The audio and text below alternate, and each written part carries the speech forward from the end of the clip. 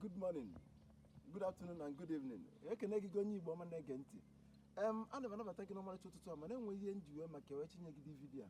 Ebe nọ n'ụbọchị tata bụ na nke Royal Palace of Obibi Kingdom, His Royal Majesty, Royal Highness, Igwe Mike, Ọfọ Mberede Ọgụ. Ebe nọ bụ n'Enugwu Inyi. Abịa ka wetara ozi maka event na-abịa. Mana enwe ofu ihe gbagwoju m anya because enotisere m ya some places nwesị ka m kwupụta ya. Kedu ka ọ dị na onye eze na-achị obodo, onye eze ara Yoruba n'aka mgbe a na-azọ ọchịchị eze a na-azụ ya onye nke a na-azụ onye nke a na-azụ onye nke merizin ọbụla eze. But to my surprising, even na some kingdoms ifu na ndị eze anọghọ n'ụlọ, ndị eze anọghọ n'ụlọ, and it doesn't, for the sake na ha nọ n'ụlọ enweghị any form of development na the community. Excuse me, kedu ihe kpatalụ o ji eme onye chi eze winie bụla eze obodo osi na o ji ebiri Lagos obi Abuja obi obodo oyibo ịhapụ village gị?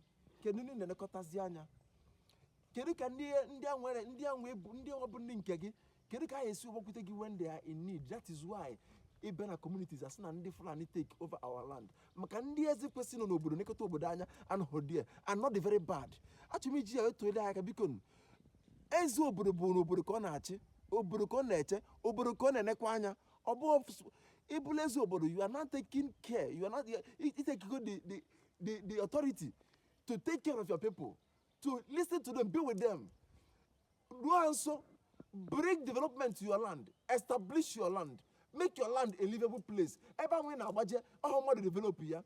Otu aka ọ dị n'ọnụ. Asị ka m tụrụ gị aka na onye ọbụla akpọrọ onye eze kwesị nọ n'ịnọbịa ị na-emegoro biznes na ịnọkenata ọ bụghị months, years anya nọ na town nke na-eme na town mana enwe ndị na-achị obodo gị bụrụ ọfịa. Nothing is happening.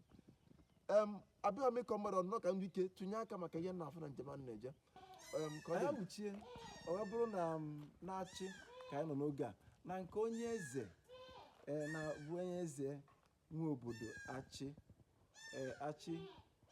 bụ na Enugu steeti ka ọ dị. Anyị na anyị bịa ka anyị wetara ozi enweghị onye afọ n'ụlọ wee bụrụ ofu ya na-ekwu okwu ya. Kedu ụdị ndị eze anyị nwere n'obodo gasị? Ndị eze na-anata ụlọ ọtụtụ na December, Christmas eze, celebrational eze, New Yam eze. Ha nwere nke na okenete obodo anya anyị pụrụ n'ụzọ fụ na efi ndị Fulani bụ akpagharị. Enwe nsogbu dị n'obodo, how would your people come to make reports? Ndị obodo na nsogbu nke ka esi na reports ọgwụ ka ọra n'ọnụ mana